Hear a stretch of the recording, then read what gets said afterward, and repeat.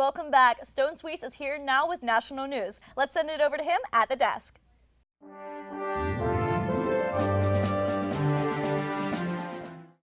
Thanks, Brittany. In national news this week, Jimmy Fallon took The Tonight Show back to New York City, but not without some help from a few of his A-list friends. Among the celebrities were Robert De Niro, Mike Tyson, and Stephen Colbert, in addition to actor and musician Will Smith, and a musical appearance by U2. The Tonight Show scored big first-night ratings. Over 9 million viewers tuned in to see Fallon take longtime host Jay Leno's desk. The rest of the week featured guest appearances from Bradley Cooper, First Lady Michelle Obama, Will Ferrell, and Fallon's longtime friend Justin Timberlake. An Ethiopian Airlines co-pilot allegedly hijacked his own plane and diverted it to Geneva, Switzerland, and then slid down the cockpit window with a rope expecting asylum. Instead, he was placed under arrest. The flight was headed for Rome, but landed at Geneva International Airport. Police believe the co-pilot felt threatened in his own country and wanted to make an asylum claim in Switzerland. Miranda Barbour, a 19-year-old from Sunbury, Pennsylvania, says she's killed at least 22 people she's met on Craigslist, but that's when she stopped counting. Barbour has killed for the past 6 years in 4 different states. Investigators have only pinned her to one murder, and they insist her husband has been involved. Police do not know their motives, but think the couple just wanted to kill someone together.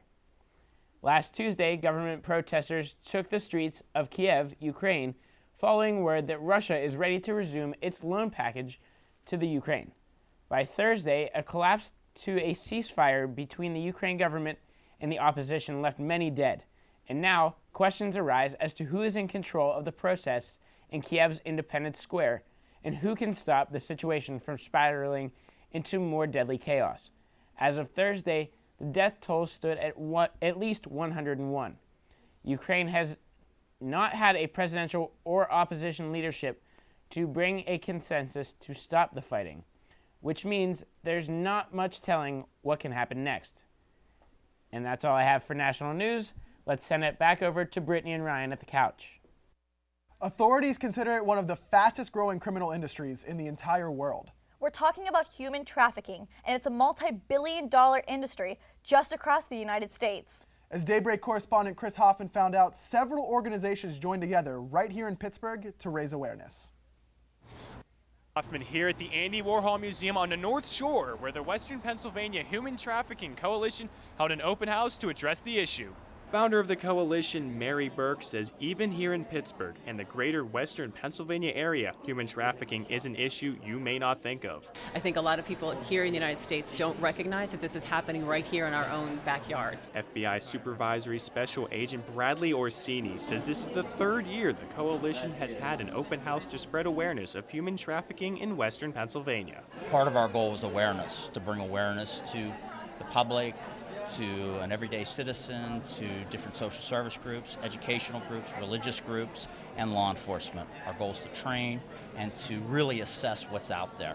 And there are a lot of organizations here in Pittsburgh fighting against human trafficking. Living in Liberty founder Elizabeth Echevria says her organization helps victims of trafficking get back on their feet. We provide a safe home for adult women over the age of 18 where they can come and receive different services, basically provide the services that they need to be able to create a life out of trafficking.